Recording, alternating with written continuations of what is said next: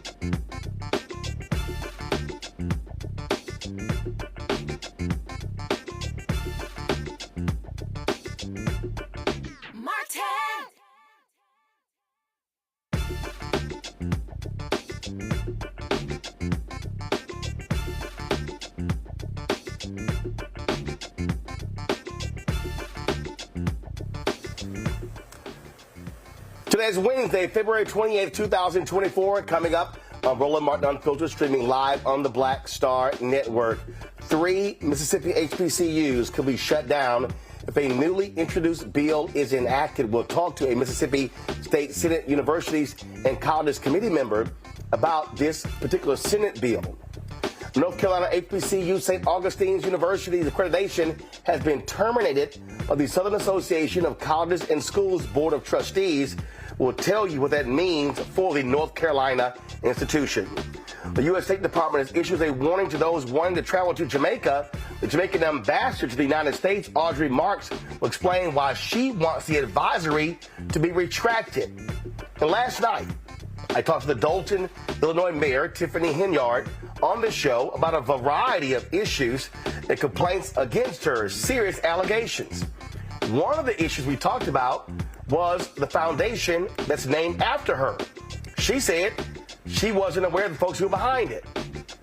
That's impossible, because all involved have a relationship with her. We'll break it down for you. Plus, Washington State Republicans hatched a plan to attack the Voting Rights Act by creating maps and then working with other GOP lawmakers nationwide to file a lawsuit against the work. The ProPublica reporter who uncovered this story will join us. It is time to bring the funk on Roland Martin Unfiltered on the Black Star Network. Let's go. He's got it. Whatever the miss, he's on it. Whatever it is, he's got the scoop, the fact, the find. And when it breaks, he's right on time and it's rolling. Best believe he's knowing. Putting it down from sports to news to politics. With entertainment just for kicks, he's rolling. It's on go, roll, roll, y'all. It's Roland Martin, yeah. Rolling with Roland now. He's funk, he's fresh, he's real, the best, you know he's Roland Martin now.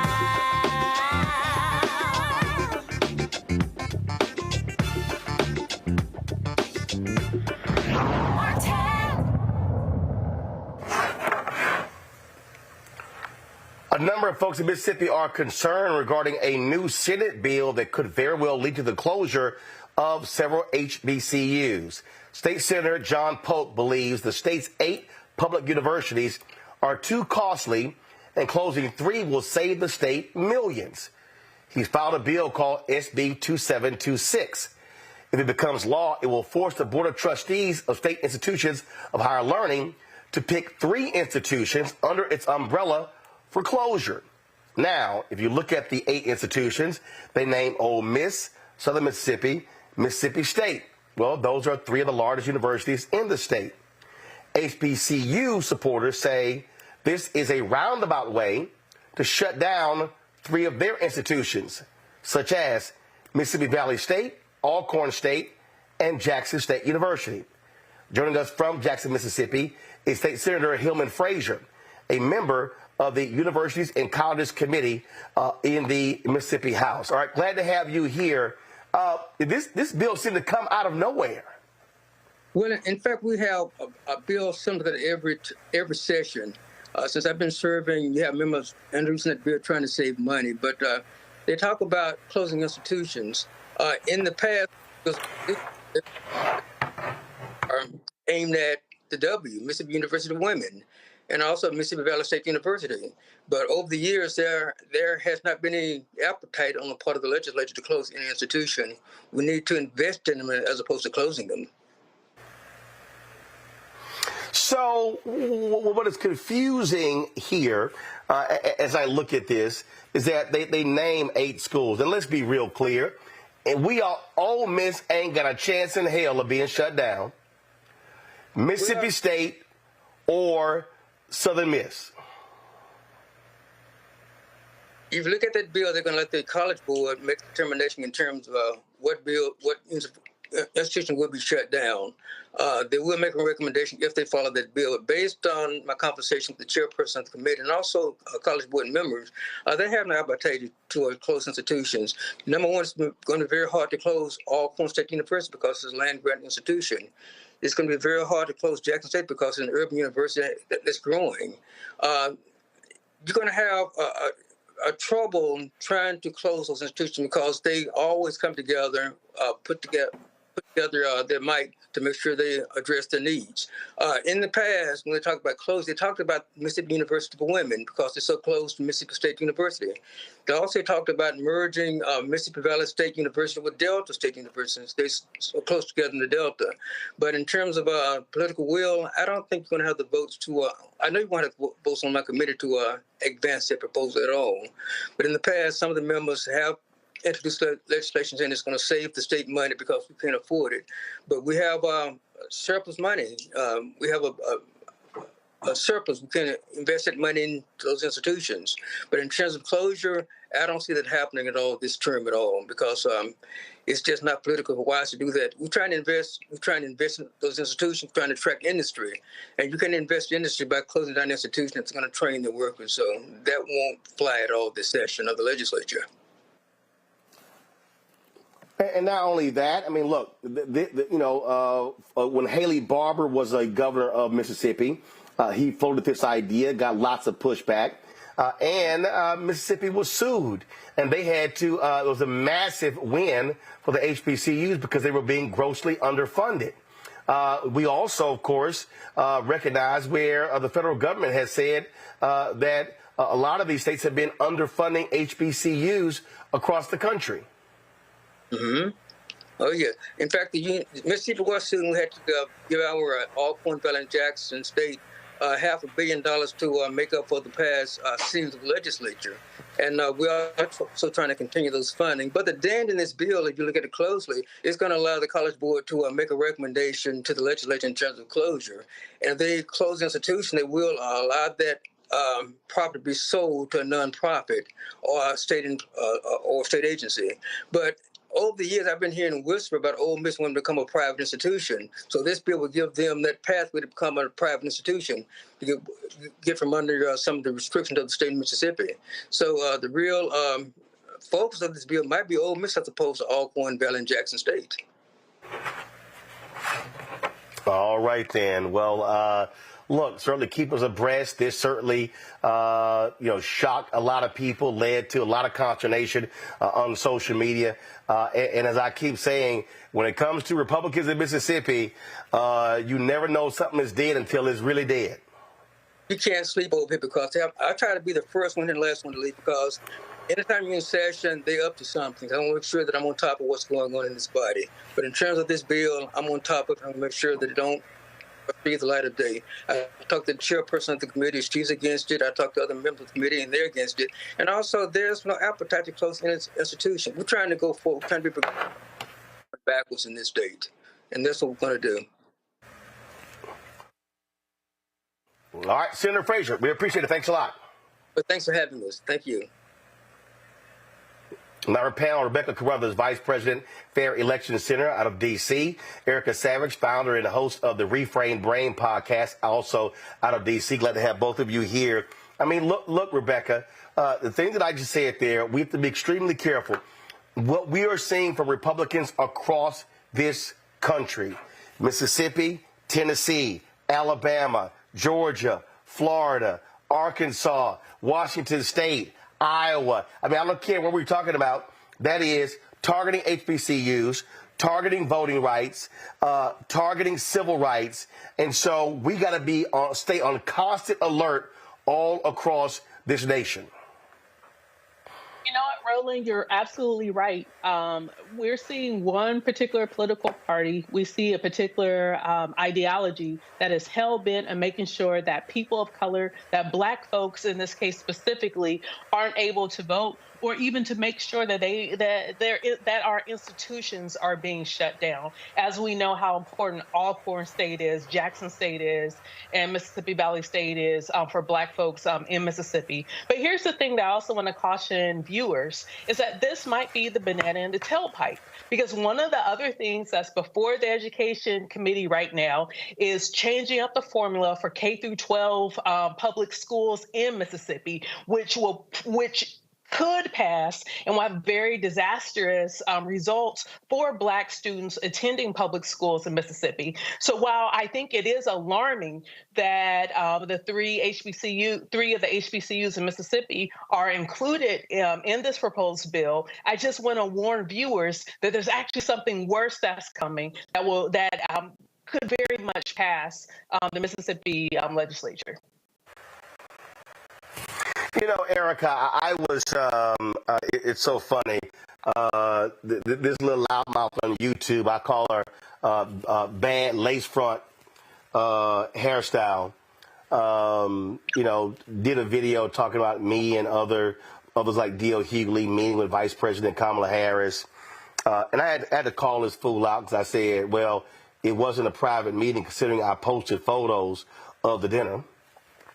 And so I go on this fool's Instagram page, and all of these people running their mouths on there talking about we not going to vote, you ain't nothing but a shield, trying to get us to support Democrats. And I'm sitting here going, okay, so you don't see what's going on. Here you got Republicans in Mississippi. They ain't shutting down Ole Miss, Mississippi State, or Southern Miss. So if you got 8, those 3 come off. It's 5 left. So we got to be diligent to understand it's targeting HBCUs. This is the same state that would not fund the water issue in Jackson, Mississippi. This is the same state where the governor openly said when he was the state treasurer, he purposely ignored requests from Jackson, Mississippi. Then again, we talk about what's happening, Republicans are doing in Alabama, in Florida, in Georgia, in Tennessee, in Texas, in North Carolina, in South Carolina, in Iowa, in Maine, in Idaho, in Washington State, in Oregon, all over. If you are Black and you are talking about, oh, I'm not voting, oh, I don't know why you sitting here talking about Democrats, you got to be a damn fool to be blind on what we see as a massive, whole-scale national attack on Black people. Yeah, Roland, there's really no better way to describe it. And I just want to say over the past weekend, I was at a totally separate conference at the Gaylord that was focusing on global health and wellness. And in that same facility, as we all know, was the CPAC conference. And I bring that forward to say that they are, if nothing, dogged about rolling back the rights of Black people, which also, part of that legislation also provided that people that are not from this country be able to come in and prosper additionally.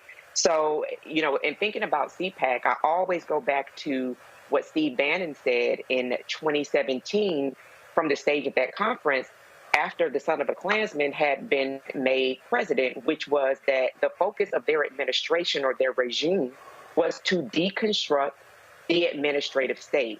And a part of that was already at work because of disinformation campaigns that are active and they're growing every day. If anyone does not see the threat to democracy that is happening every day and that is broadcasted across social media and has made a decision that they are not going to vote, they're actually in line with GOP, particularly when we think about what's happening at a state level, that on a federal level, particularly in the House of Representatives, that their counterparts are really showing them the way. So, when we think about having freedom, being able to go on social media at will, where we're seeing different sites that are closing out for several hours or a complete day. You're seeing ads that are coming through the feeds that weren't otherwise there. You're seeing people who continually ensure that your experience on social media is filled with some type of right-wing Nazi-type propaganda. That who are the people that are holding these reins and what are they doing with their power? So I would go back to some of the commentary that has been happening on Roland Martin Unfiltered for several years. And that is with, on one note of music, to say that what the Grand Ole Party is doing is ensuring that the rights of everybody that is not white and that is not male kneel to the knee of them. And that should be enough for anybody to ensure that they are not only registered to vote, go on their Secretary of State's website to do so right now immediately, but also have your voting plan in place to vote early and be done with it.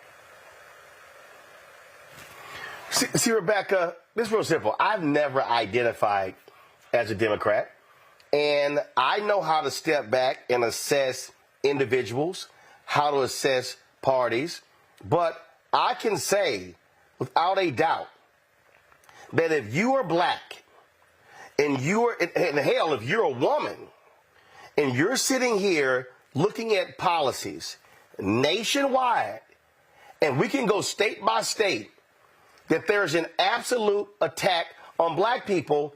And so if you are black and you're sitting here talking about sitting out the election, and I hear these people, no tangibles, no vote. Well, first of all, no one can give you anything during the election.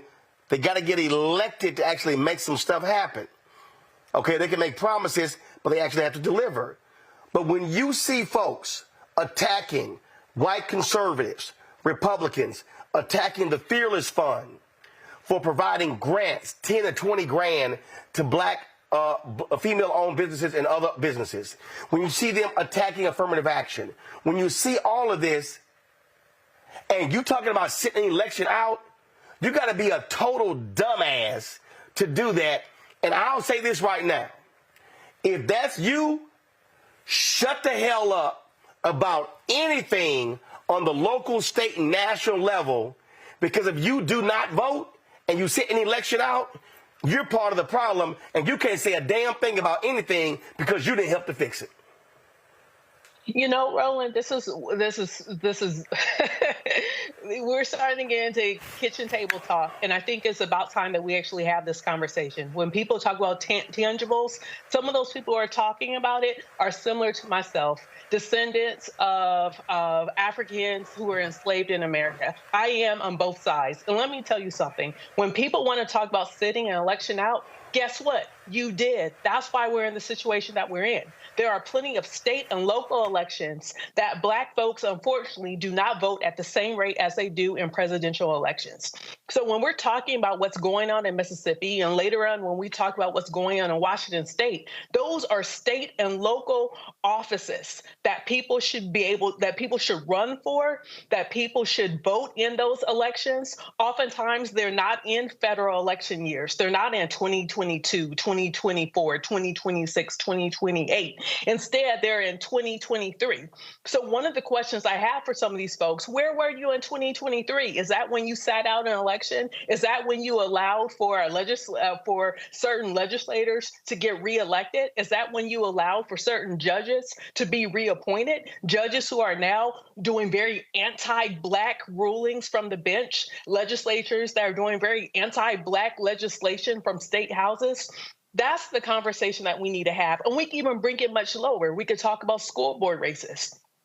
Is that the race that you sat out in protest? That now in your very black area, you don't have black representatives, which means now the education of our children, especially in K through 12 public schools across the country, the curriculum is being decided by people who want to say that black folks in this country were volunteers, or they were just low-skilled labor. They weren't slaves. They were happy to be there because by them being ripped away from Africa. In turn, that meant that these Black people now were able to get white Jesus. So for all those folks who want to have a conversation, let's follow through that line of what happens when we don't show up to the ballot box. And that's what we're seeing now.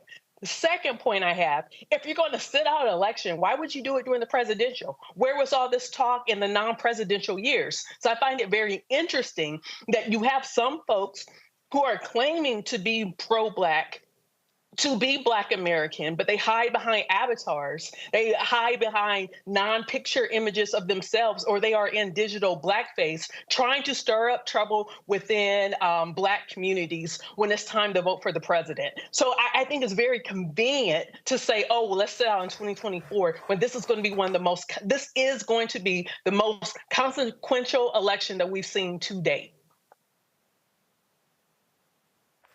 Well, Erica, and I really love the not so bright people.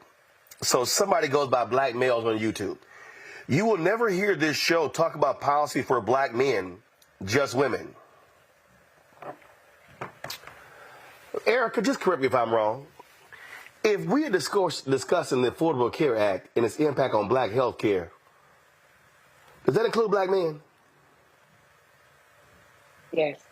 And it would include Black girls and Black boys. If we're having a conversation about education and policy and funding for HBCUs and for K through 12, does that include Black men and Black boys? Certainly. If we're having a conversation about the lack of venture capital going to Black-owned businesses, does that include Black male entrepreneurs and Black female entrepreneurs? 100%. Yeah. In fact, Erica, if we're having a conversation, if we're having a conversation about Black maternal health care, doesn't that impact Black men? Because if it's their wives, mamas, nieces, daughters, cousins having the baby, and if those Black women are having Black male babies, does that impact Black men? 1,000%. So you see why some of these Black men who love to whine and complain sound stupid when they say, well, you're not talking about stuff that we care about or impacts us. Every single thing that we talk about on this show impacts Black men and Black women. You got to be a really dumb Black man not to understand that. Your words, not mine, Roland. But, the last point that you made around maternal health, we were making the point at the same time that these are systemic issues that impact the Black community and really global health as well. And so to also, when we hear those types or read those types of comments, I'm immediately thinking about troll farms. And if that is an actual facing person, then thinking more about something that I've talked about around diet. What are you listening to? A lot of times where people are getting their information, snips of information, are from their favorite podcaster who may have been a celebrity or may have been in some type of industry that afforded them some type of celebrity. And what they're actually doing is they're pretty much being the comment head with a microphone, so to speak. And so, questioning where people actually are getting their information from, what are they reading, who are they listening to? Those are the types of things that are really important, because that sounds like a point that was parroted from somebody who was misinformed. And unfortunately, we know that misinformation travels much faster, casts a much wider net than the actual truth does. What we're actually experiencing right now, a lot of people are really, really tired of hearing that this is the most consequential election. They're tired of hearing the positives that they don't believe that impact them. And I can understand that. However, in looking at all of that, then looking at the things that have been positively impacted by having a competent president, a competent vice president, in an administration that has really gone about the business of cleaning up a mess of many, many years, and then also making themselves available in terms of the policy, sharing what they're doing in the administration. And so those are things that we did not experience 4 years ago. So I think that in terms of people that completely share what is popular on social media, that really speaks to what people's diets are. And if people don't see by now that really elections are not about celebrity, elections are about protecting what you work for. Well, I'm going to say right now, what we're dealing with are a lot of people who spend their time listening to fools. And I'm going to say it right now. If you are listening to any podcast or any show or anybody in your circle, and they are saying, man, that voting don't do nothing, don't accomplish nothing, stay at home, immediately turn because you are listening to a fool. All right, y'all, when we come back, we're going to talk about a variety of issues, including we're going to stay in Mississippi, where the federal government has said that Mississippi has federal prisons, that are absolutely violating the 14th Amendment with their heinous conditions. We will unpack that when we come back on Roland Martin Unfiltered on the Black Star Network. Check this out. Joe Biden and Kamala Harris are investing a record $7 billion into HBCUs. Billions for campus improvements, grants, and debt relief. Billions more for HBCUs. Endless possibilities for us. When you talk about blackness and what happens in black culture, we're about covering these things that matter to us, speaking to our issues and concerns. This is a genuine people-powered movement. There's a lot of stuff that we're not getting. You get it, and you spread the word. We wish to plead our own cause.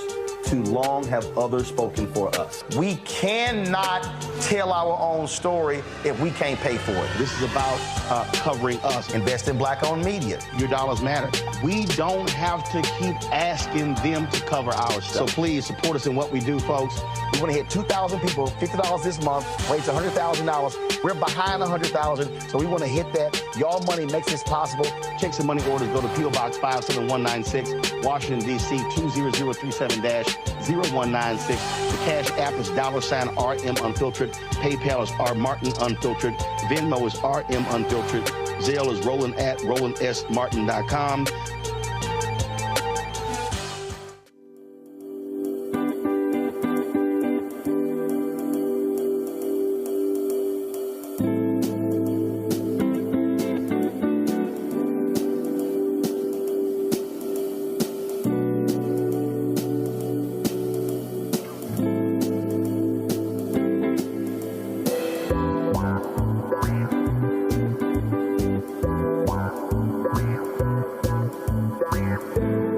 Next, A Balanced Life with me, Dr. Jackie. What does it mean to actually have balance in your life? Why is it important and how do you get there? A masterclass on the art of balance. It could change your life. Find the harmony of your life.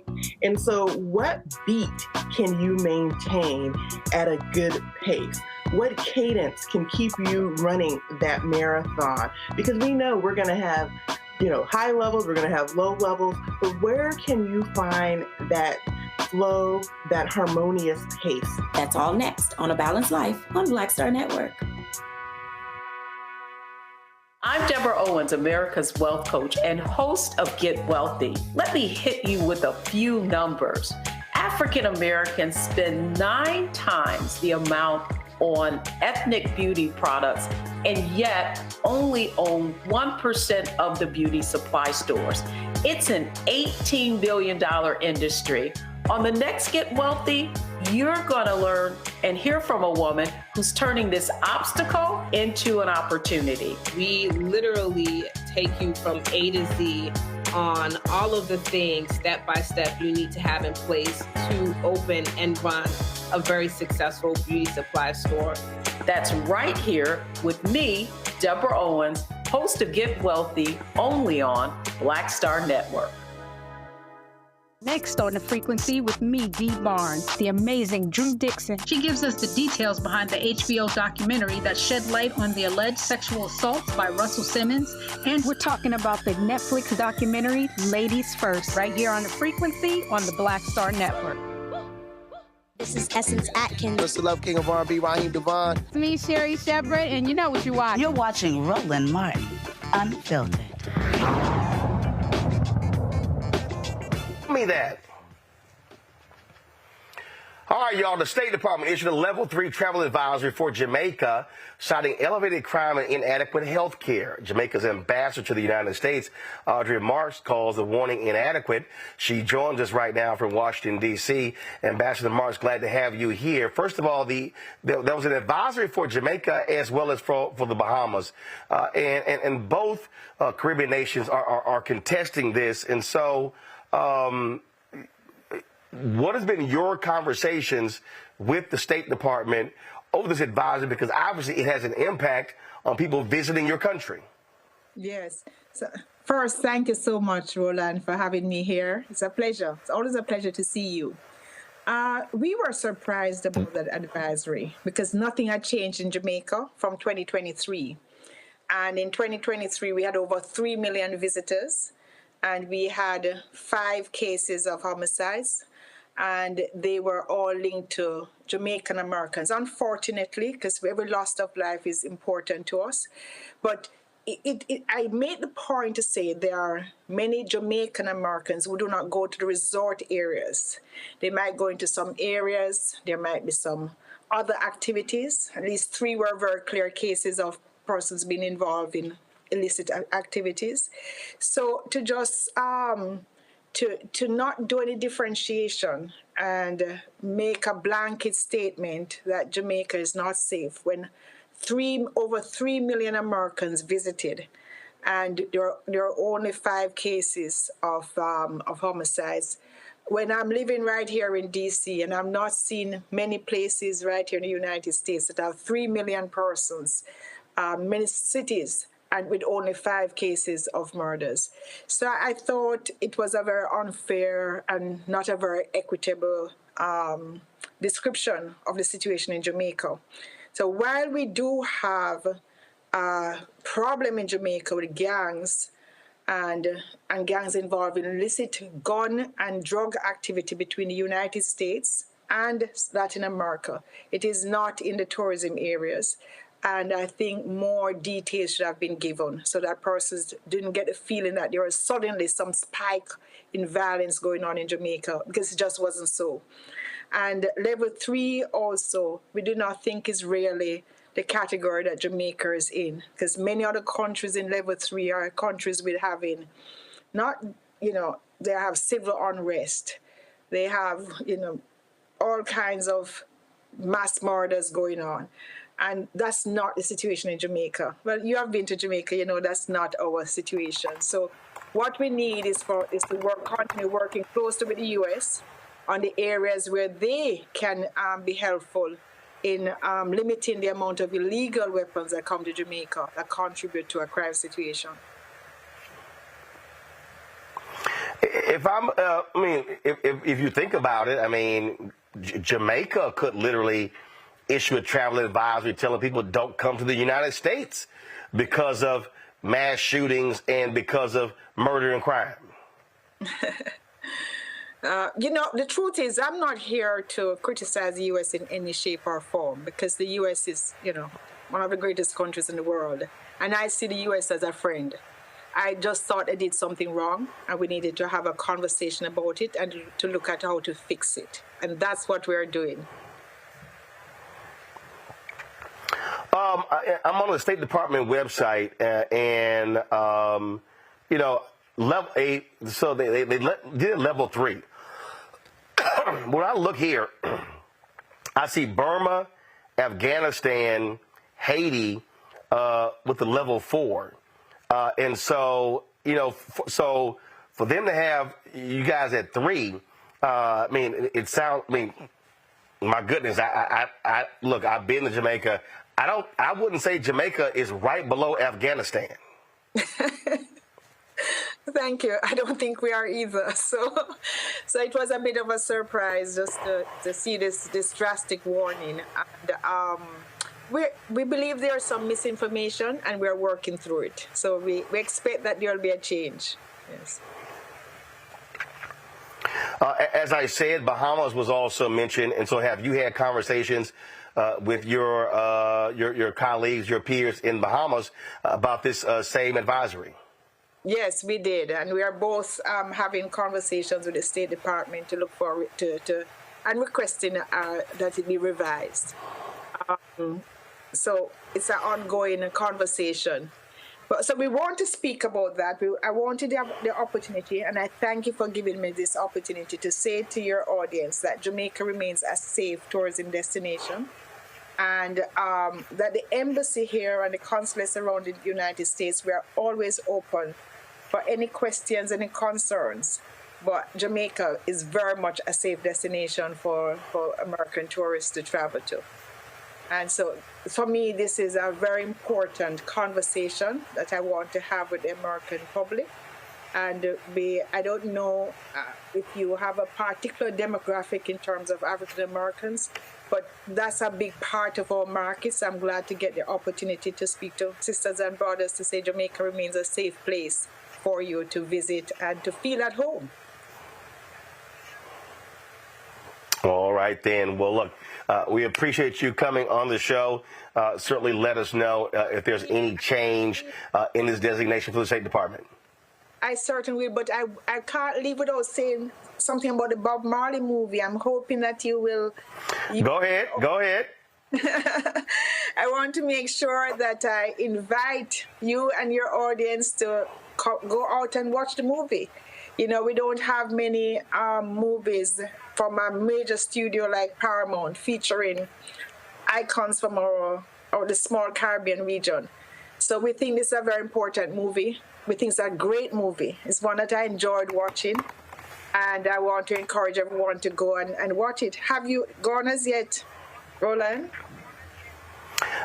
No, I have not seen the movie yet. I plan on doing so.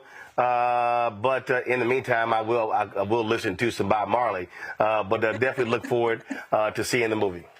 Yes. So far, the audience has been really positive in their response. I think it's over 120 million at the box office now, which is really a good 2 weeks. I will want that to continue. I want your audience to go out and watch the movie. They will hear many of their favorite Bob Marley songs, and the acting is just great. So, thank you for this opportunity, and I hope you'll go and enjoy it and speak more about it when you get back on your show. All right, then. Absolutely. And so glad to have you on the show, Ambassador Marks. And again, I was just in Jamaica for 2 weeks for Christmas and New Year's. And so I had a good time. The only complaint I had was the White Witch Golf Course. I need them to get their greens back. That's the only complaint I had. We're now finally getting a bit more rain, so I think the greens are going to be looking much better the next time you visit. And I look forward to having a game with you. It can be here or there. All right. I'm always up for some golf. I appreciate it. Thanks a lot. All right. Take good care. Bye-bye. Thank you. Erica, this is, people watching may go, okay, hey, this is no big deal. But the reality is when you are a nation like Jamaica or the Bahamas, and tourism is a significant part, these travel advisories from the State Department are significant because that could harm the countries economically. Oh my gosh, the economic reverberation would be devastating for Jamaica. And so it was really good that you had Ambassador Marks on the Roland Martin Unfiltered show. That's one thing that people can count on, particularly with this Black media platform, that you are absolutely going to hear from the person. So I'll add that in as an asterisk so people know that we heard straight from the ambassador of Jamaica, representing the government of Jamaica. So, yeah, the economic impact is quite serious, particularly when you have an advisory that also points to their healthcare system, which I thought was really interesting considering the fragile healthcare system that we have here in the United States. So to have, again, the ambassador come on, for her to have provided a fact sheet, for her to be able to talk directly to not only Americans, but to Jamaican Americans, and share more information around the travel advisory that was issued, and then also elicit the help of Blacks and Jamaicans to actually remedy this and to please continue to support the country. So this is what you get when you do watch Roland Martin Unfiltered, and I think it was important that she did come on and say that live. I'm sitting here. Give me 1 second, hopefully. So, Rebecca, I just pulled this up, and this is the actual U.S. State Department website, and you'll see it by dates. And so you see Botswana, level 2, South Africa. But then, again, you're talking about level 3. So Lebanon gets a level 3. Looks like they lowered the Bahamas down to a level 2. Saudi Arabia has a level 3. They still have Jamaica at a level 3. Burma, Myanmar is at level 4, do not travel. Papua New Guinea is at level 3. Iran is a level 4. Nicaragua, Niger are at a level 3. And so, look, I absolutely understand why Ambassador Marks would be concerned about that. You know, Roland, oftentimes U.S. policy has a lot of subterfuge, and what I'm trying to figure out if this is really about the quote-unquote increase in crime claims that none of us here really think is so in Jamaica, or is this because last year an American diplomat, who was being sent over to Jamaica, their same-sex spouse wasn't afforded diplomatic immunity that normally the wife or husband of a heterosexual diplomat would be afforded. So I wonder if this is in retaliation for what happened last year, or if the United States is really trying to say that there was an uptick in crime in Jamaica. But level 3 seems very, very high, and it doesn't make sense. So I'm trying to figure out, what exactly is going on. Is it really about what the U.S. said, or is there something below the surface that's going on? Yeah, cause like I'm sitting here and I'm looking at, and come on guys, go back. So St. James Parish, Montego Bay, they're saying do not travel. I'm not quite understanding this, and so they are, again, like I say, I was there for 2 weeks, and we look at this travel advisory here. They lay out country summary: violent crimes such as home invasions, armed robbery, sexual assaults, and homicides are common. Sexual assaults occur frequently, including at all-inclusive resorts. I mean, I'll be honest with you, that also sounds to me like the United States. Absolutely. Just saying. All right. Go ahead, Erica. Say it again. Now, and to add in the healthcare perspective, it definitely sounds a lot like the United States, to your point, Roland. All right. Going to a break. We come back. Say it again. Say it again, Rebecca.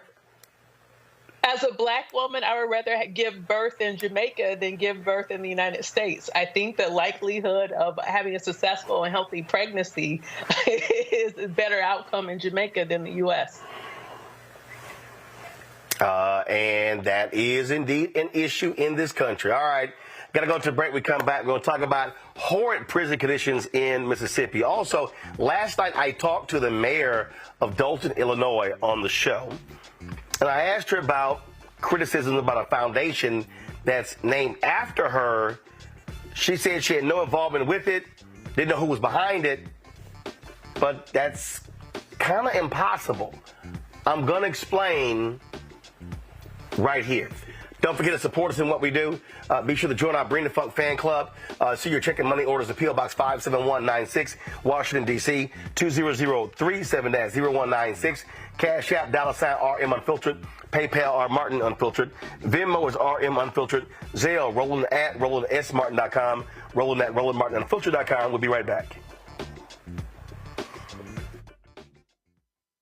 You heard why we're marching, and it's really a launch. It's not even a march. We're launching. That's right. A 42-week campaign, March the 2nd at 10 o'clock in Raleigh and 33 other state capitals and the District of Columbia. This is a historic move to mobilize the most powerful untapped block of voters in this country, poor and low wealth voters, who make up 87 million votes. And it's never been tried before. Never been tried before in history. At the same time, same message, same focus. And when that power turns loose, they will not be able to figure out the political calculus. I don't know about you, but I'm ready to shake things up. I'm ready to get up out of the valley. I'm ready for God to put his spirit on us. I'm ready to be used to change this nation. And what we're saying is, can't we come together? Can't we come together around an agenda? You ain't got to like everything about Rembaba. You don't have to like everything about Sangria. You don't have to like everything about Long Choir. But can we come together and say, it's time to end poverty as the fourth leading cause of death? It's time to have $15 and a living wage indexed with inflation. So every time inflation goes up, the minimum wage goes up. It's time to have health care for all. It's time to fully fund public education. Can't we come together? It's time to protect women's right to women's health. It's time to have affordable housing for everybody. It's time to stop the proliferation of guns. Ain't no way folk ought to be able to have more guns than they have food, more guns than they have meat on their table. That makes no sense. Isn't it time for division to be ended and love to take over? Can't we organize around that? Look at your neighbor and say, neighbor, I don't need to like everything about you, but can't we organize for power? Can't we stand for justice? Can't we love everybody for just a little while? Can't we come up out of the valley? Can these bones live?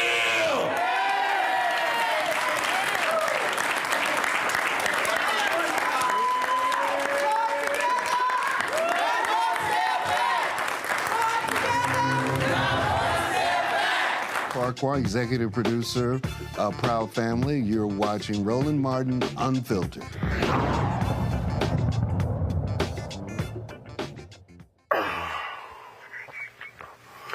All right, folks, welcome back to Roland Martin Unfiltered right here on the Black Star Network.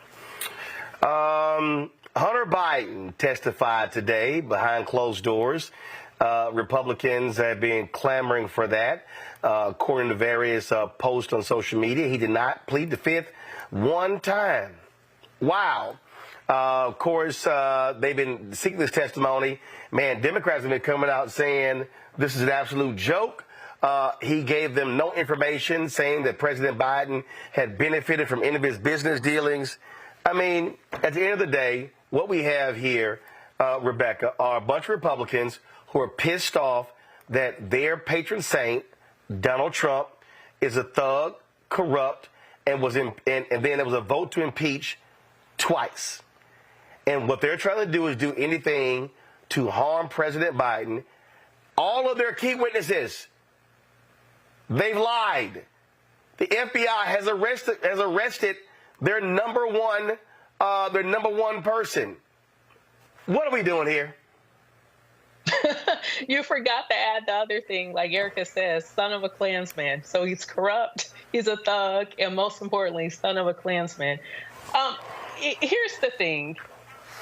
What's really unfortunate with Hunter is that we know he's had a lot of personal issues and addiction issues, and that makes him very easily a target. And, you know, I'm not going to defend everything he's done in the last few years, especially while he was under the haze of addiction. But it's very clear that there isn't much of a case here. It's very clear that, you know, even if Republicans thought they had something, it seems like they jumped the gun on this because their entire case is falling apart, or their entire their set of accusations are falling apart. And, you know, I think it was also very powerful when Hunter showed up to the Hill several weeks ago and said, hey, I'm here. You could actually ask me questions in front of the American people. So it's going to be really interesting to see how Republicans spin what happened behind closed doors, because we know that they're going to say all sorts of outrageous things that probably did not happen. But, I don't think voters who are undecided are going to decide how they're going to vote based upon Hunter Biden.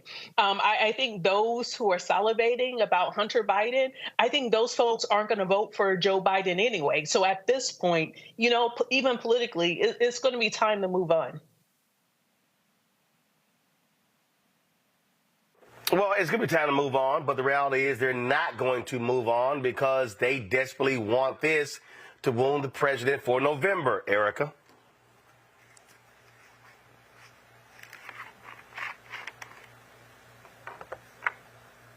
Erica, you on mute? Okay, that definitely helps, Beyonce. But I hope what people that helps.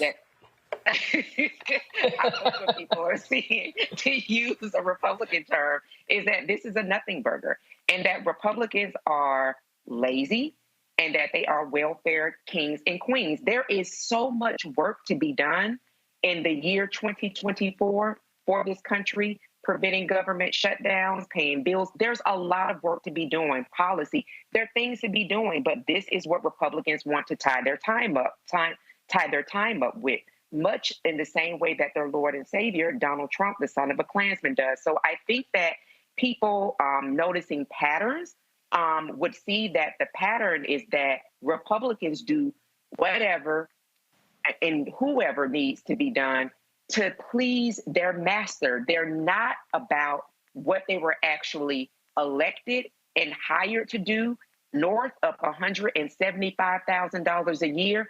They're there with the policy, legislation, and ideology of one person in mind. So I think, if anything else, this should really be more confidence for people to ensure that they make sure that they firmly reject the lazy, the welfare movement behavior of Republicans, and make sure that they go out and vote throughout this year. Well, what we also have is the U.S. Supreme Court bailing Donald Trump out after a Court of Appeals 3-0 vote said, no, dude, you ain't got immunity.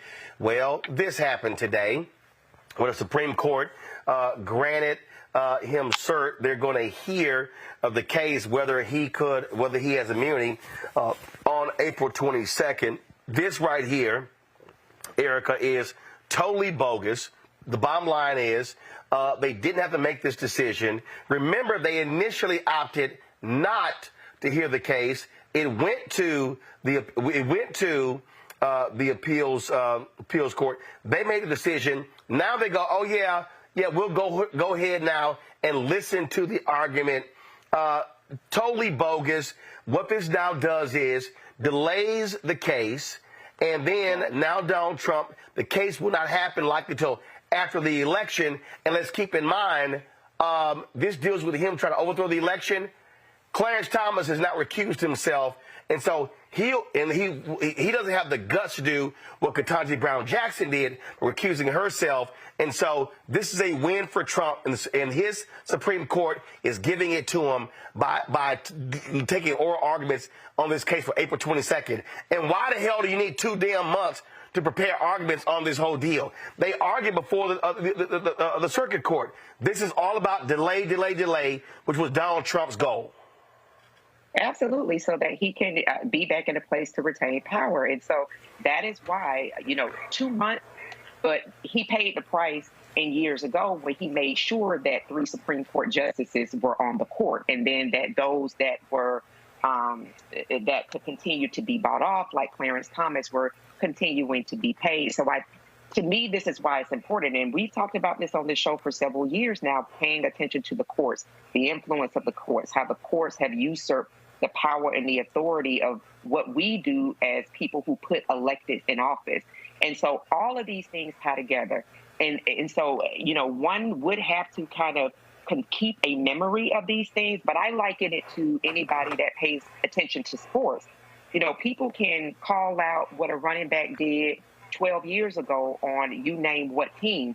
We need to have that same type of mental acuity, that same type of standard when it comes to our electeds, because most much like athletes, what elected build on is what was there before. It's precept upon precept. So as much as people would like to tap out, to believe into, or to make comments around the lesser of two evils, it's the same thing, they're going to do what they want. Well, people only do what they want when they're actually given the latitude to do that. But we actually have the power to ensure that there is an account that people will have to pay attention to for making decisions like this. So again, this goes back to our own political activity and how we're involved. I mean, look, what we're facing here, Rebecca, is clear. And that is a court that is trying to help Donald Trump. Let's keep in mind, the Supreme Court heard and ruled in 3 days Bush v. Gore. They don't need 2 damn months. Roland, this is like Avengers Endgame. For those of you all who are Marvel Cinematic Universe fans like I am. Look, Trump was corrupt, is corrupt, and in the future will continue to be corrupt. So he is literally and systematically, it's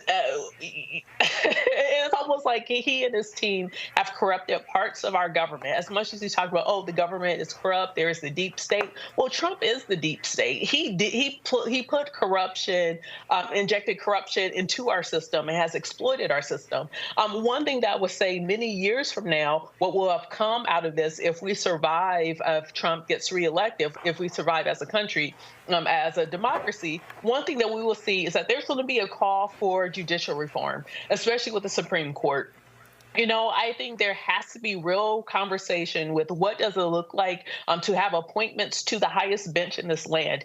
Should it be term limited or can it be a lifetime appointment? Are there actually strong and real measures to actually remove someone from the court when there is the appearance of corruption? We can't just do, oh, well, we have to, it can't just be, well, these people on the Supreme Court deselect themselves if they think there is an appearance, but there has to be some check and balance. You know, I'm trying to figure out what is it that the executive can do? What is it that the legislative branch could do? Because it's clear that Trump is viewing the Supreme Court as an ace in his hole, in the hole, considering that he appointed multiple people on the court who he knew would have his back when ultimately these set of cases will move up to the Supreme Court. Like, the Supreme Court can't justify why they're giving this 2 months. The Supreme Court already knows which way it's going to vote. So if they're going to vote that way, if they're going to decide that way, then they need to go ahead and do it now so we can all prepare for the aftermath of it. Well, and guess what? Again, history is history. The Supreme Court expedited the case of Richard Nixon. They expedited Bush v. Gore. This is all about delay. So this court has no credibility whatsoever. And I'm telling you, Clarence Thomas is not going to recuse himself, and his wife is one of the people who was trying to overthrow this government and overthrow this election. That man has no business hearing this case. None whatsoever. All right, gotta go to a break. We come back. Last night, I talked to the mayor of Dolton, Illinois, about a variety of allegations against her. Asked her a series of questions to get her on the record. One thing we talked about was this charity that's named after her. She says, hey, I'm not involved in nothing about it. Who's behind it? Don't know. That's not true. I'll explain next on Roland Martin Unfiltered on the Black Star Network. Check this out. Joe Biden and Kamala Harris are investing a record $7 billion into HBCUs. Billions for campus improvements, grants, and debt relief. Billions more for HBCUs. Endless possibilities for us. Grow your business or career with Grow with Google's wide range of online courses, digital training, and tools. Gain in-demand job skills with flexible online training programs designed to put you on the fast track to jobs in high-growth fields. No experience is necessary. Learn at your own pace. Complete the online certificate program on your own terms. Stand out to employers, get on a path to in-demand jobs, and connect with top employers who are currently hiring. Take one professional career certificate program or all 6. Earn a Google Career Certificate to prepare for a job in a high-growth field like data analytics, project management, UX design, cybersecurity, and more. All professional career certificate programs must be completed by December 31st, 2024. Scan the QR code to complete the application. There are 1,000 scholarships available. Grow with Google and J. Hood and Associates. Be job ready and qualify for in-demand jobs. I am Tommy Davidson. I play Oscar on Proud Family, Louder and Prouder. Right now, I'm rolling with Roland Martin, unfiltered, uncut, unplugged, and undamn believable. You hear me?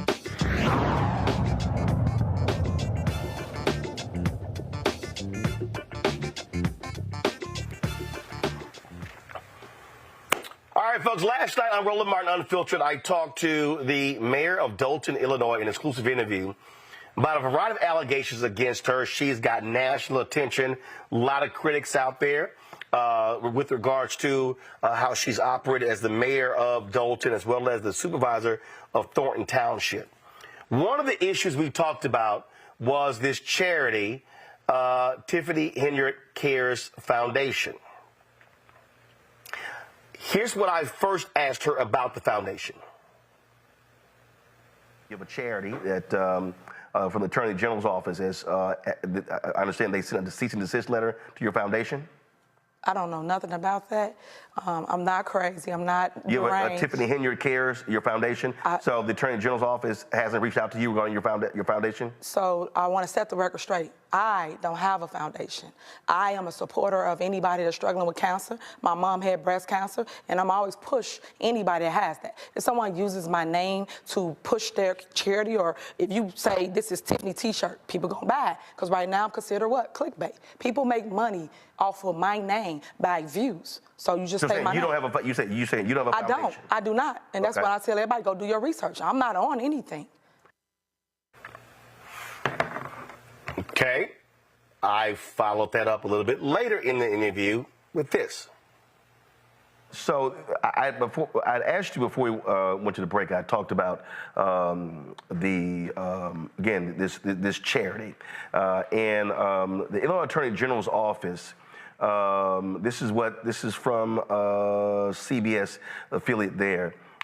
Says that the accusation comes at the same time the Illinois Attorney General's office told Henyard's charity multiple times in recent months to stop improperly soliciting donations because it had not registered with the state as required by law. And you say that's not your charity. Correct. Okay. So were you ever? So show the video here. 'Cause I'm trying to understand this here. So this is a video of you marching with the charity. So what is this?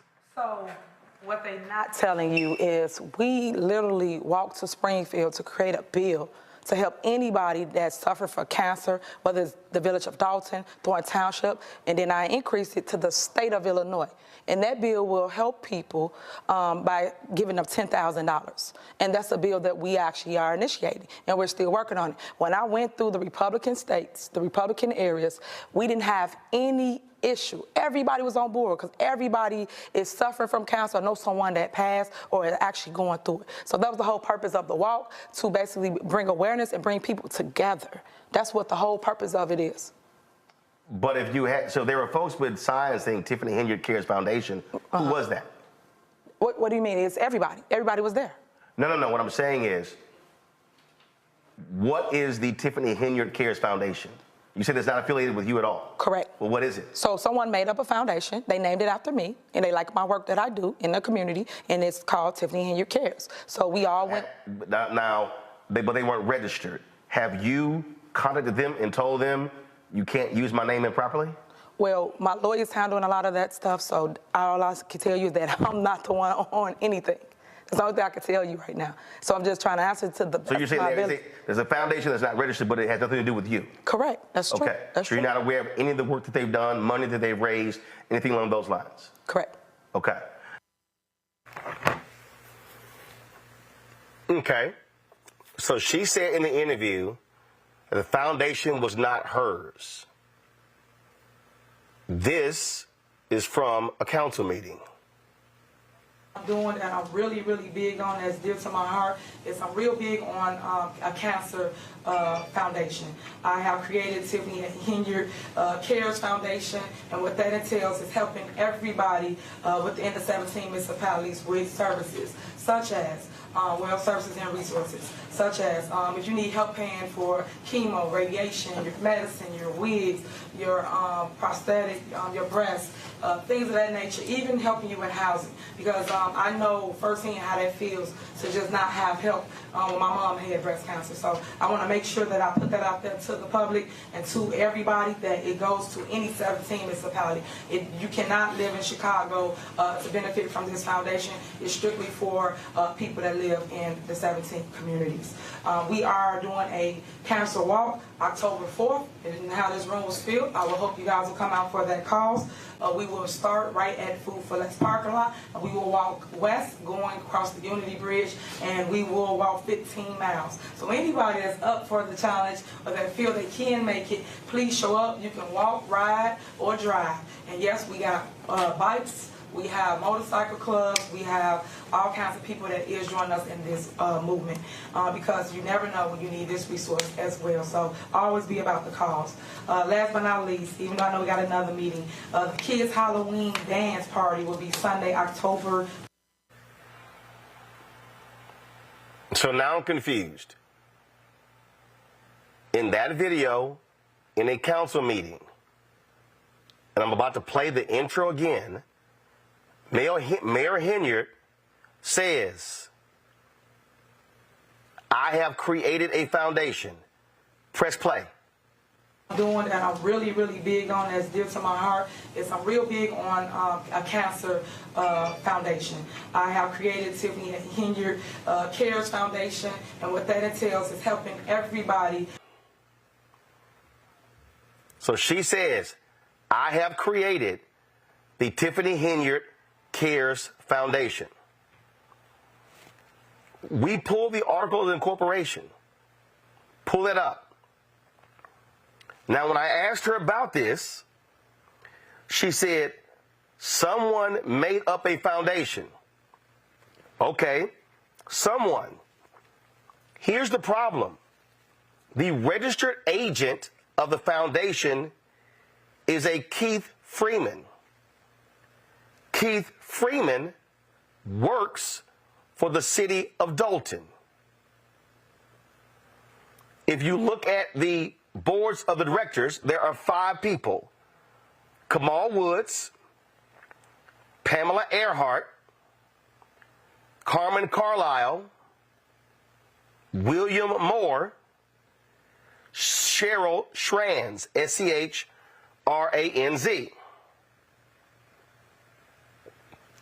Earlier today, I sent emails to Carmen Carlisle, who is listed as an assistant to Mayor Henyard for the city of Dolton. I sent an email to William Moore, who's listed as head of housing for the city of Dolton. So now I'm confused. Then I pulled additional information. Cheryl Schranz apparently is a vendor of the city of Dolton, and she has the tow yard contract for the city of Dolton. Again, this is where I'm confused. So, I also sent an email to James Farrell, who is the head of communications for the city of Dolton, asking, are Dolton city employees listed below involved in the Henyard Cares Foundation board? No response. Moore didn't respond. Carlisle didn't respond. Keith Freeman didn't respond. I did send an email with these questions to the PR staff for Mayor Henyard, and pull up their response, please. This is a statement attributed to Mayor Henyard. Pull it up. I recognize there are questions surrounding my association with the Tiffany Cares Foundation. Allow me to clarify. While the foundation's purpose deeply resonates with me due to personal experiences witnessing my mother's battle with cancer, I want to emphasize that I have never held a position on its board, nor am I involved in its daily operations. My connection stems from a sincere dedication to serving my community, particularly those confronting similar challenges. It's important to note that while my likeness is being used for the cause, I am not in an authority or operative position within the organization. My commitment remains steadfast to residents of Illinois and my mission to advocate for their health and wellness. Okay, I get that. But here's what I'm trying to understand. The mayor says, I'm not involved in his operation. I have no position. According to the Articles of Incorporation, she's correct. But the 5 people who are involved, 3 of them work for her, possibly 4. One person is alleged to be in a romantic relationship. I'm trying to confirm or deny. One of the 5 is a vendor with the city. So here's a foundation that the state attorney general's office has ordered them to stop accepting funds. But here's part of also the problem. Mayor Henyard participated in a vote that provided money to the foundation. Do we have that video? So that happened. So how do you then say in a meeting, I have created a foundation, and in the same meeting, you are describing what the foundation is going to do? So you give me a statement today saying, I'm not involved in any of his actions or his decisions, but you said this in announcing the foundation, which describes its activities. How do you know this? Press play. I'm really, really big on, that's dear to my heart, is I'm real big on a cancer foundation. I have created Tiffany Henyard Cares Foundation, and what that entails is helping everybody within the 17 municipalities with services, such as well services and resources, such as if you need help paying for chemo, radiation, your medicine, your wigs, your prosthetic, your breast, things of that nature, even helping you with housing. Because I know firsthand how that feels to just not have help when my mom had breast cancer. So I want to make sure that I put that out there to the public and to everybody, that it goes to any 17 municipality. You cannot live in Chicago to benefit from this foundation. It's strictly for people that live in the 17 communities. We are doing a cancer walk October 4th, and how this room was filled, I will hope you guys will come out for that cause. We will start right at Food for Less parking lot, and we will walk west going across the Unity Bridge, and we will walk 15 miles. So anybody that's up for the challenge or that feel they can make it, please show up. You can walk, ride, or drive. And yes, we got bikes, we have motorcycle clubs, we have all kinds of people that is running. So here's the problem that has not been clarified by Mayor Henyard. And I did respond to her people, and I said, this statement does not, first of all, the email that I sent, I said, I have some additional questions regarding the Tiffany Henyard Cares Foundation. I laid out And I said, my understanding is that Keith Freeman is the Dolton village manager. Does Henyard have a personal relationship with Keith Woods? Is Pamela Earhart her assistant?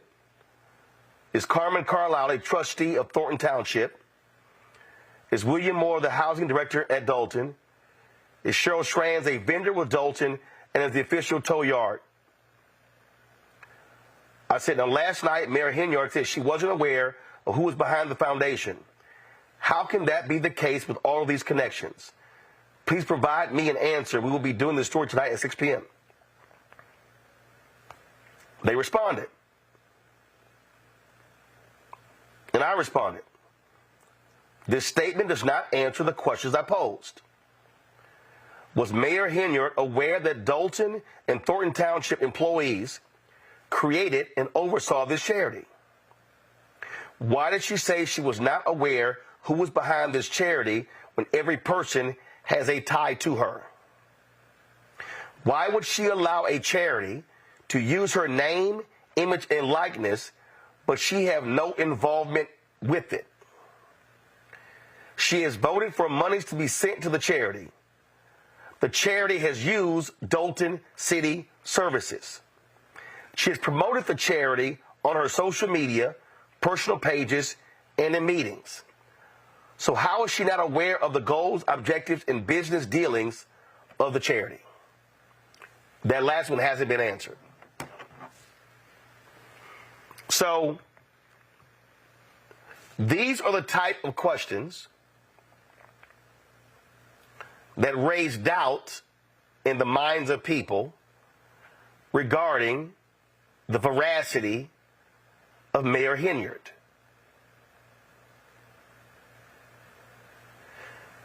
It also raises some fundamental conflicts of interest.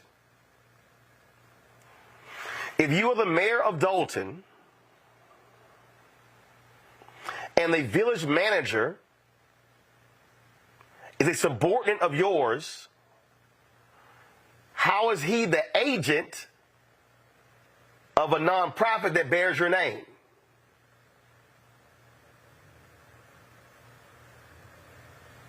That's one.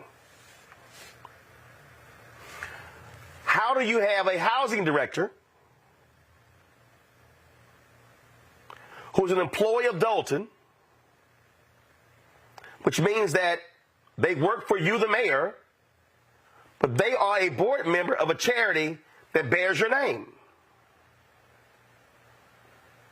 Third, how can you have a vendor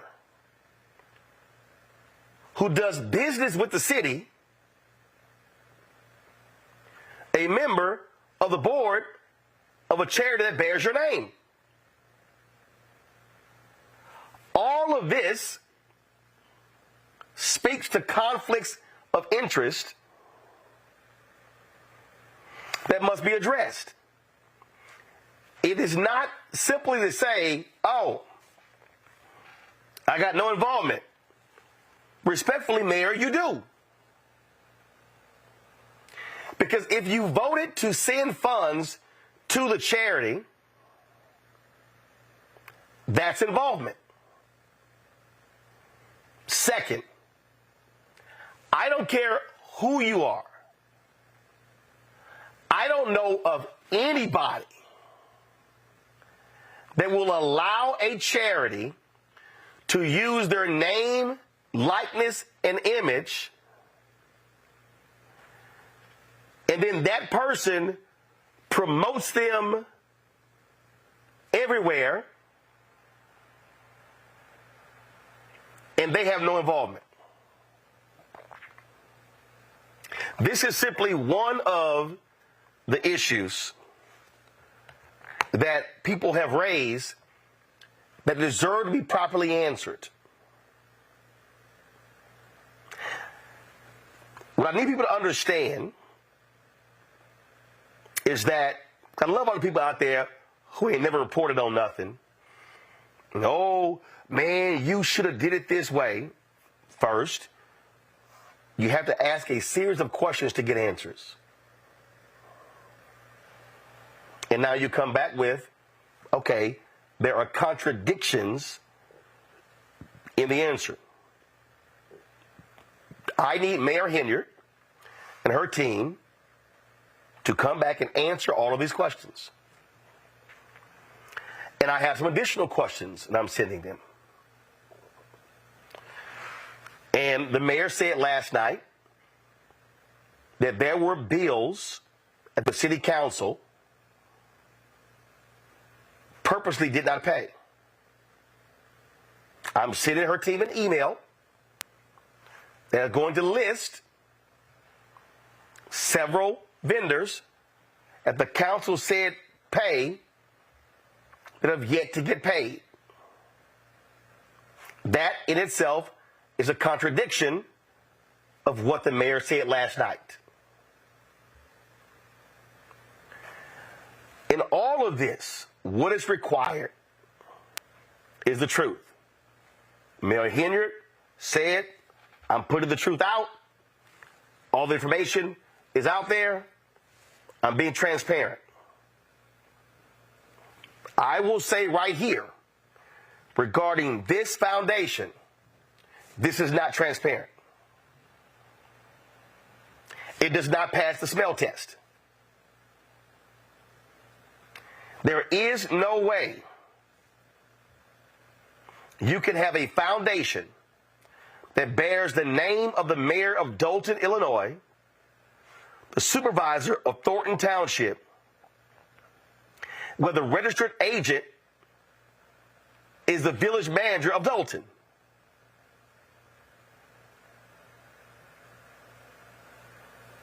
You cannot have individuals associated with this foundation who literally are working for the city that you are over. And so I will give Mayor Henyard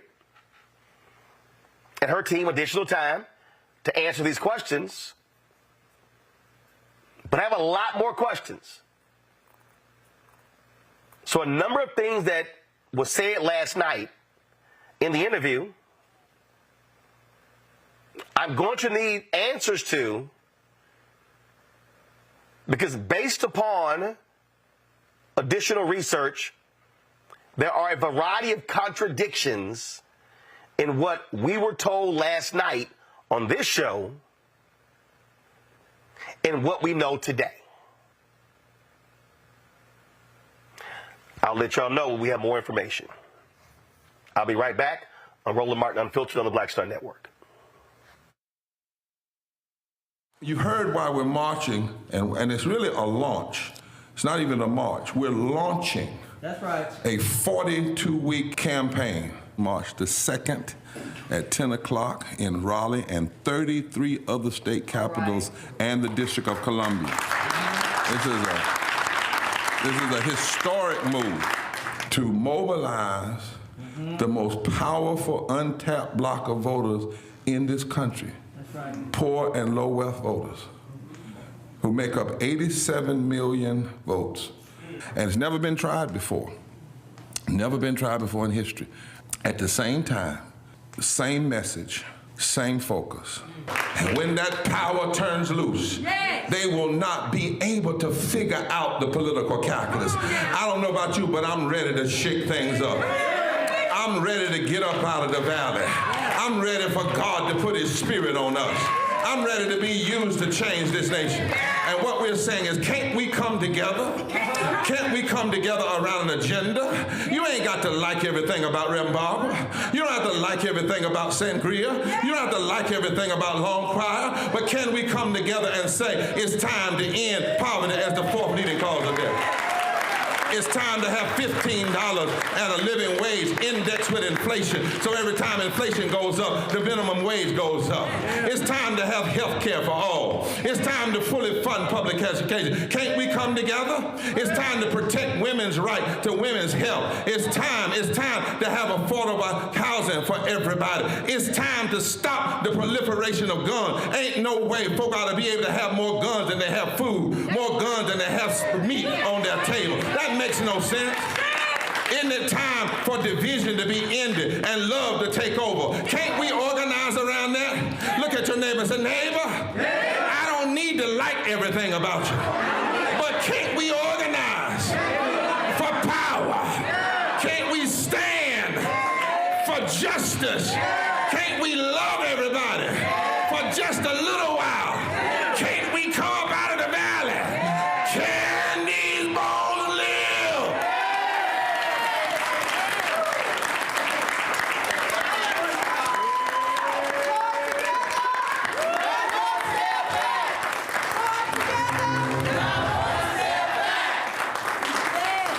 Me, Sherry Shepard with Sammy Roman. I'm Dr. Robin B., pharmacist and fitness coach, and you're watching Roland Martin Unfiltered.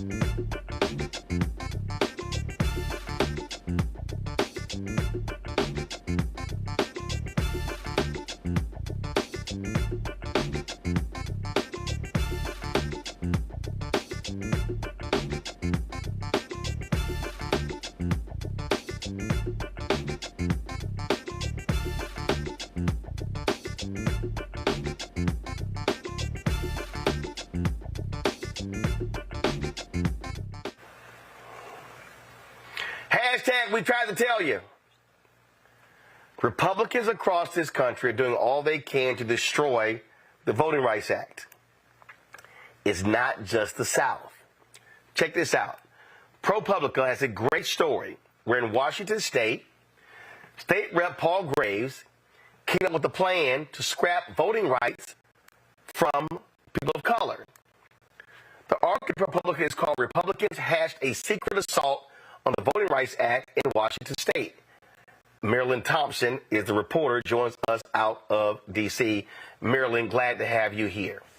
So what's amazing with your story is that you got a Republican who's on the committee who then sees what's about to happen with a lawsuit, and he begins to privately work with Republicans across the country to derail the work that he did because he was trying to, frankly, keep Latinos from being able to have more power in Washington State. You've just summed it up. I would say that's accurate, yes. This was one of the more unusual things I've seen, and I've been looking at redistricting now better part of a year in different states around the country.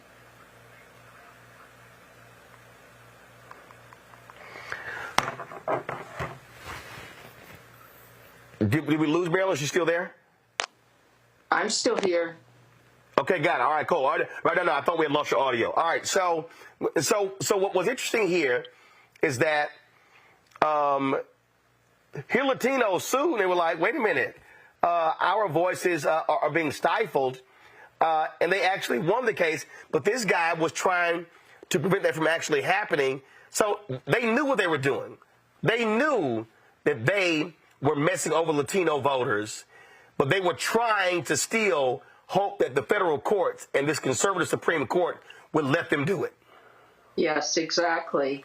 I mean, the sad thing for people of color is that the delaying tactics that you see in a case like this are just stunning.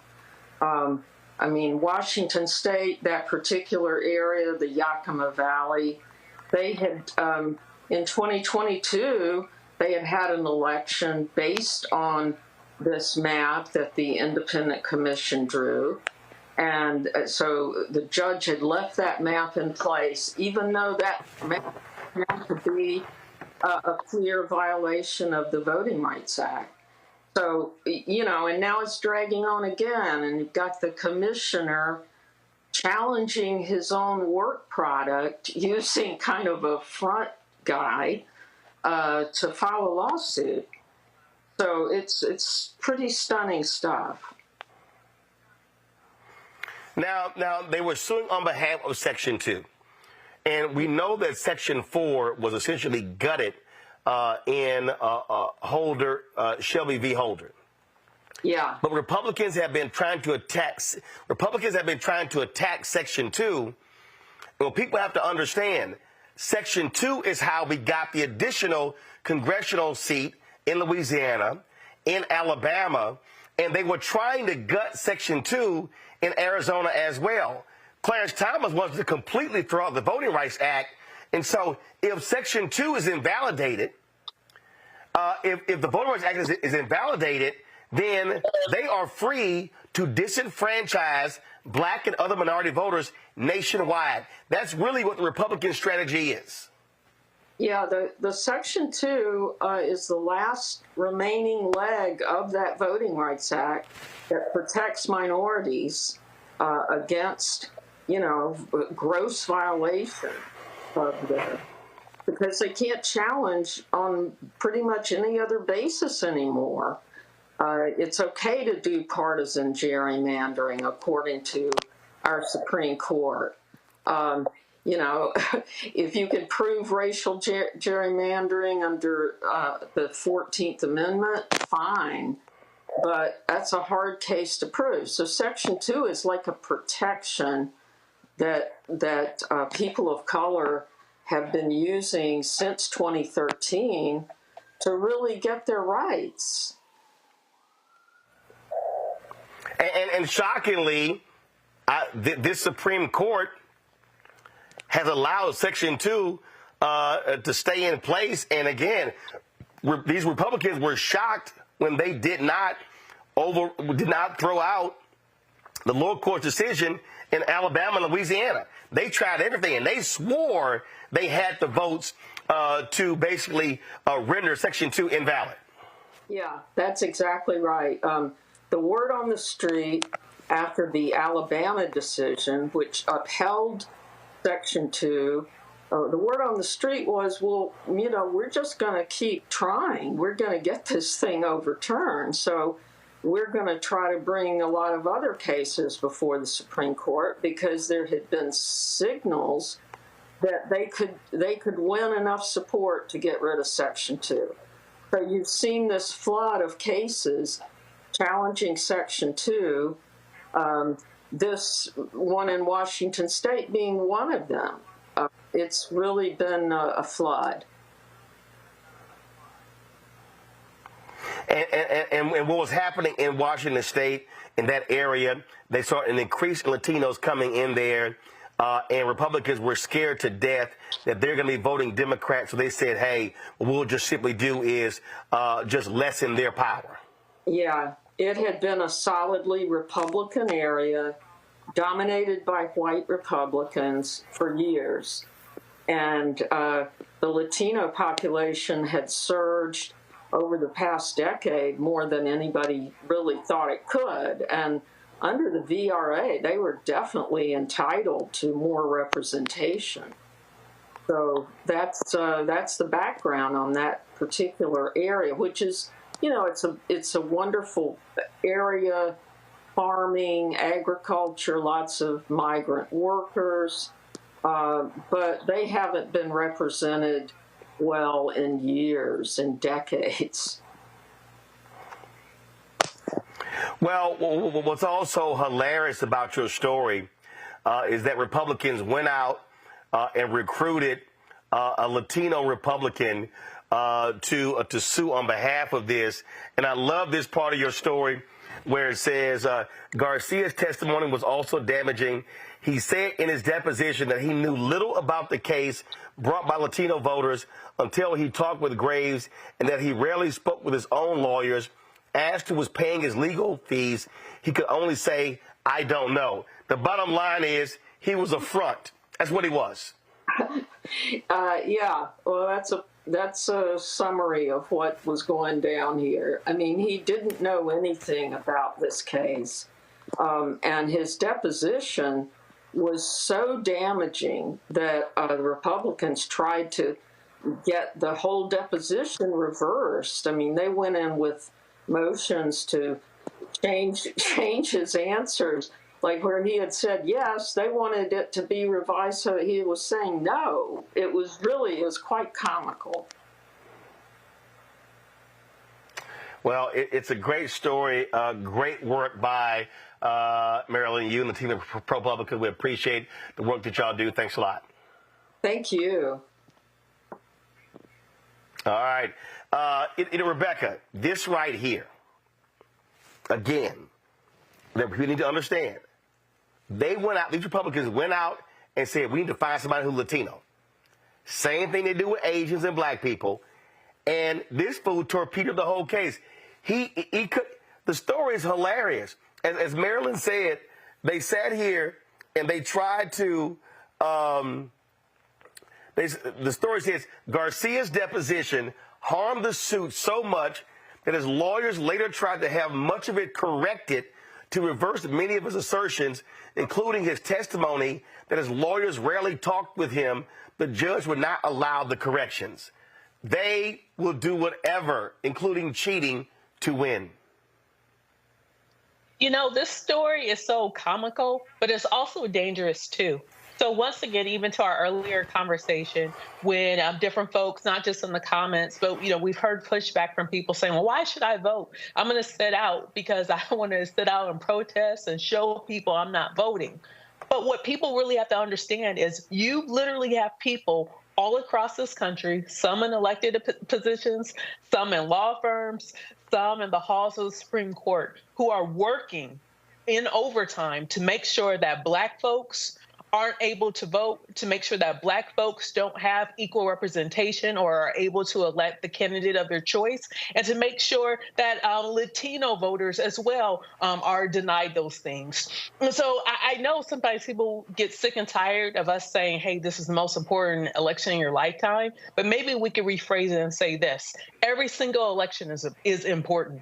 There's a reason why there are people out there who are literally at this moment trying to take away your right to vote. So while it's comical, it is also sad because they're going to continue to do this until they have enough stuff out there for the Supreme Court to say, all right, here it is. This is the set of cases we can consolidate and finally kill the rest of the Voting Rights Act.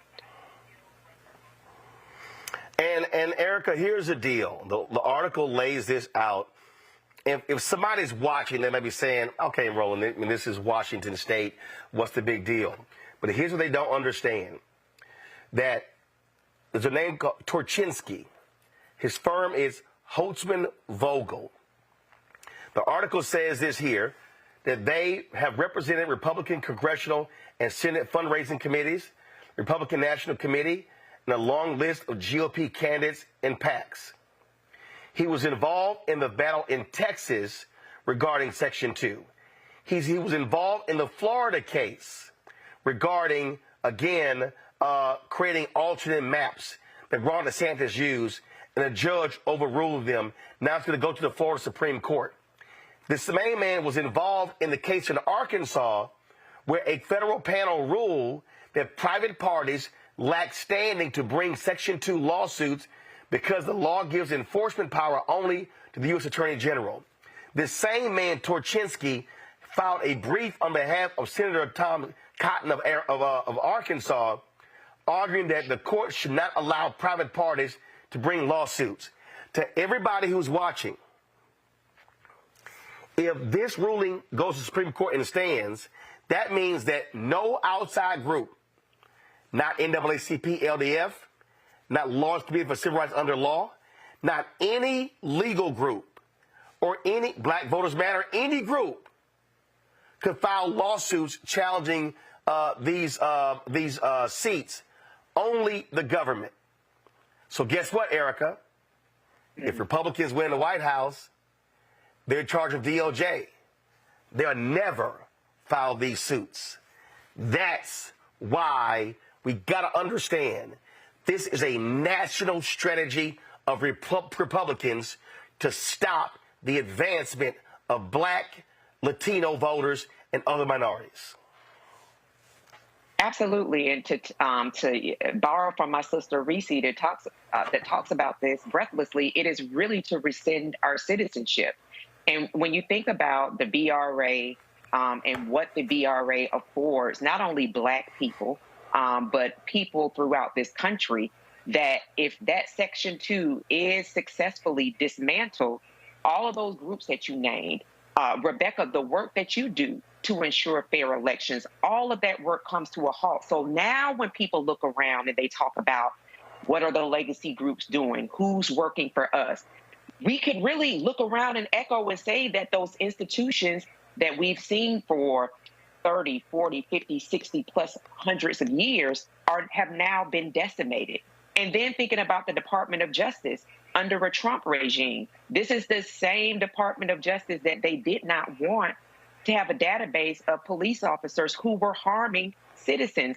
So we have to take all of this into account, because what we have been afforded is a benefit, prices paid, of people who are no longer with us and some that are still with us.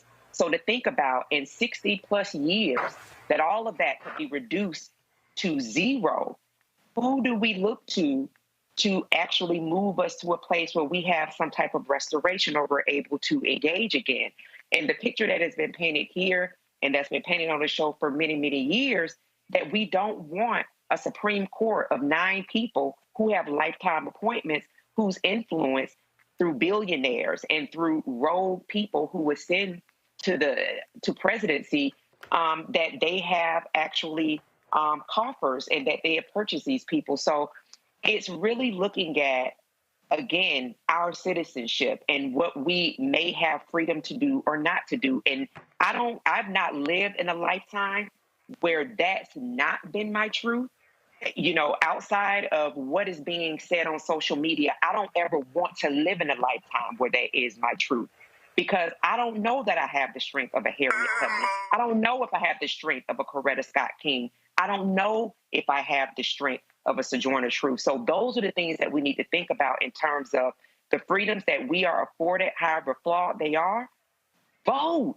It absolutely matters, because we could be looking in the not too distant future of not being able to do that, and then having to fight to have some type of restoration to be able to participate in the voting in as a free country.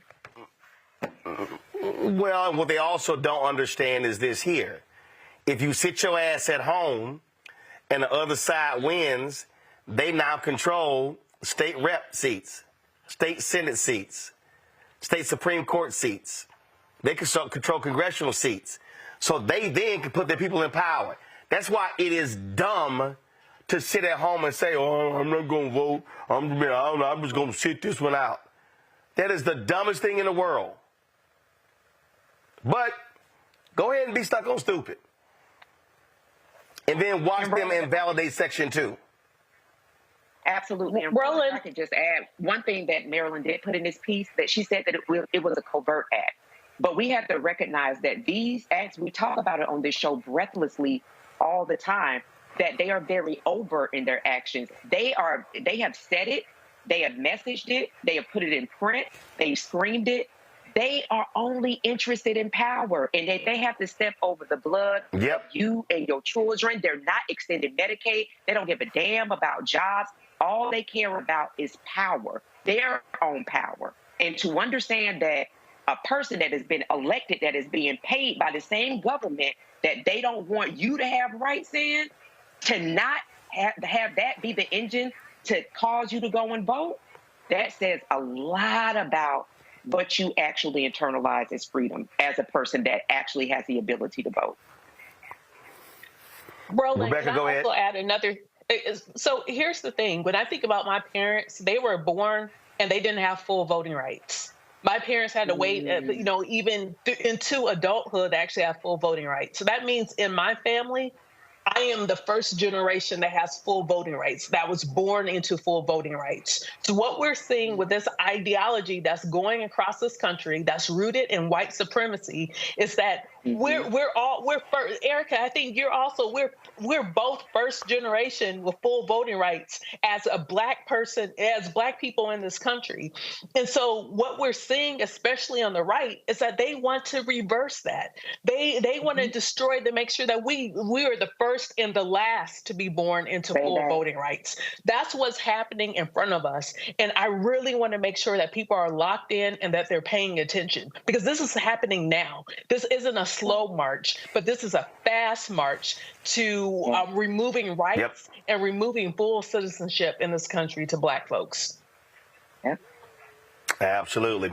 Hold tight 1 second. We come back. We're going to talk St. Augustine's losing their accreditation. What does that mean for the future of that North Carolina HBCU? You're watching Roland Martin Unfiltered on the Black Star Network.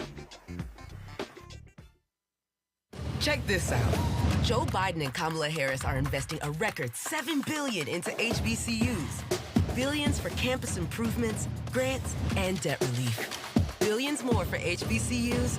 Endless possibilities for us. Coming up on the next Black Table, a conversation with Professor Howard W. French on his new book, Born in Blackness, covering 600 years of global African history and helping us understand how the world we know today is a gift from Black people.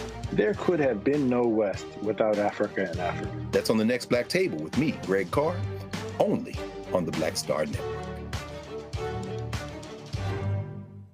For the last 15 or maybe 16 years, 18 years, I'll say, since when I moved to LA, I hadn't had a break. I hadn't had a vacation, probably a week vacation here and there. Right. This year, after I got finished doing Queen Sugar and we wrapped it out, because I knew I had 2 TV shows coming on at the same time, so I'm gonna take a little break.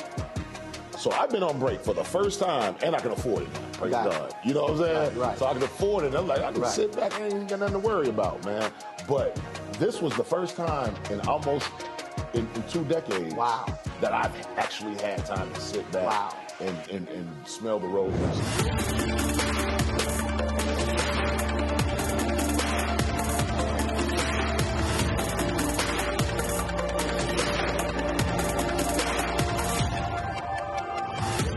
Hey, it's John Murray, the executive producer of the new Sherry Shepherd Talk Show. And you're watching Roland Martin Unfiltered.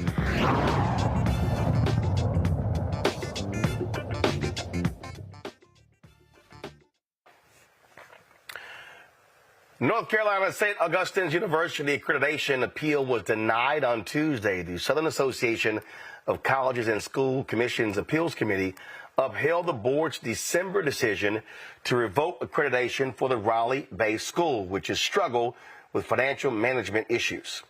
The appeals committee listed several reasons to uphold the board's decision, including governing board characteristics, financial resources, financial responsibility, and control of finances. The appeals committee found that the institution failed to meet the provisions of good cause. St. Augustine's University has until March 8th to send a notice of intent to arbitrate the decision. This right here could represent a death knell for the university, Rebecca. We think back to Morris Brown. When they lost their accreditation, that means that students could not qualify for financial aid. We know that most universities, especially HBCUs, you're talking about 85, 90, 95% of a school's budget is based upon financial aid of those students. And so this is going to be some serious trouble for St. Augustine's if they're not able to keep their accreditation with this group, or maybe go to another group and gain accreditation elsewhere. But even that's going to take time. You know, and it's also very important for folks to understand what's happening with with our HBCUs as well. For many years, they have been grossly underfunded. Whether it's a private or public institution, there are certain monies that they're supposed to be receiving that they haven't received, which makes it harder to have some of the resources in place to make sure that there are certain things that you're keeping up with, because you simply don't have enough resources, enough people on your campus, in your administration, to make sure that that you're meeting all of the accreditation standards. That said, St. Augustine is one of the schools that my organization works with hiring students to be democracy fellows on campus to help organize and do civic engagement in North Carolina. So this is something that I'll definitely be watching a lot because it's very important for our HBCUs, our institutions, to be strong. Because just like what Erica was saying in the last segment, with us trying to figure out if we have the wherewithal to withstand the onslaught of attacks that the Black community is now facing because of this harsh slide to the right in this country, we need to make sure that all of our Black institutions are shored up because we're going to need everybody in this fight. And Erica, look, you got to take care of business. This is an article from the ABC affiliate here. $10 million missing from St. Augustine's financial records and new audit documents revealed. This story dropped on Tuesday from ABC 11. It says the newly uncovered audit shows during the 2021 fiscal year, the university had $10 million that was listed as unsupported. This term is used for money documented by an auditor that's been spent that the university cannot account for in its records. According to the report, the university has policies in place that require authorization and approvals for wire transfers. However, this process is frequently circumvented and often disregarded. Look, this is one of those examples where, from the university standpoint, you got to get your damn house in order. You can't just cry wolf. You can't say, "Oh my God, woe is me. Hey, alumni, please help us out." Listen, part of the accreditation is having your financials in order. There is no reason in the world why there should be $10 million that's unsupported. Yeah, that's a lot of pennies rolled up. But in looking at the financial position that the school is in, I'm also looking at the number of people that have matriculated through that as well, too. And what that means to the people that graduated from this institution. So in thinking about the investments that were made from families that have been attending that school, alumni for generations on end, to now have a school be threatened with losing its accreditation and be pretty much in, right towards the end of many people's graduation careers there, definitely very saddening. But this is a far different type of situation than when you were talking about last year with the president over at Tennessee. I believe it was State University, but she was a CPA, and so they had their financials in order. Also looking at the impact that this has on employees, that there were employees that weren't paid February 9th for their payroll. So, I'm hoping that their financial situation, that this appeals process does bear out something so that it will be a benefit to the students and the people that that's how they feed their families through the school. But absolutely ensuring that those financial documents, particularly when you're taking money from the federal government, up to 85% for those students that are students at St. Augustine University, out of the diligence for those students and then the employees, that definitely should be something that should be shored up and be taken care of throughout the year. And Rebecca, this ABC story says the audit found that key executives within the business office were not appropriately performing their job functions. Also, employees were misusing university-issued purchasing cards for personal purchases. I'm sorry. I don't care who you are, and this is the deal. It's kind of basic to me. If you are an HBCU and you know you have funding issues, you've got to be on top of your game to make sure that you are making sure every dollar is being taken care of. This is an abomination. This is shameful, an abomination, and it's horrible for those students. It's for faculty, staff, alumni. This should not be happening. This should not be happening. And hey, if leadership has a reason for it, fine. Come out and explain it. But it's going to be a little hard to stand up and say, hey, Black people, please come help save us, if you're not handling your business to save yourself. You know what, Roland? You're absolutely right. You can't be funding with the money. You have to make sure that you're handling business, like full stop. One thing that I'm also aware of is that it also costs to upgrade financial systems, especially if you're working on archaic systems and you're moving to more complex systems. Also understanding to retain an auditing firm, retaining a CPA firm, like having all those resources in place so you have proper controls so you can successfully pass auditing also takes an investment. So if you're living hand to mouth, if you're not getting the type of promised tax dollars that your institution is due, then sometimes, yes, people cut corners. Am I saying that it's right that people cut corners? I'm just suggesting here is that sometimes we have to broaden out the story with what's going on with HBCUs. It's not just a series of bad decisions, but it is a series of decisions that are compounded with lack of resources that are reliable. Yeah.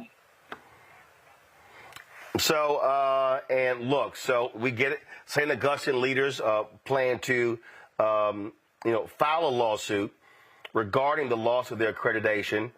Get it, totally understand it.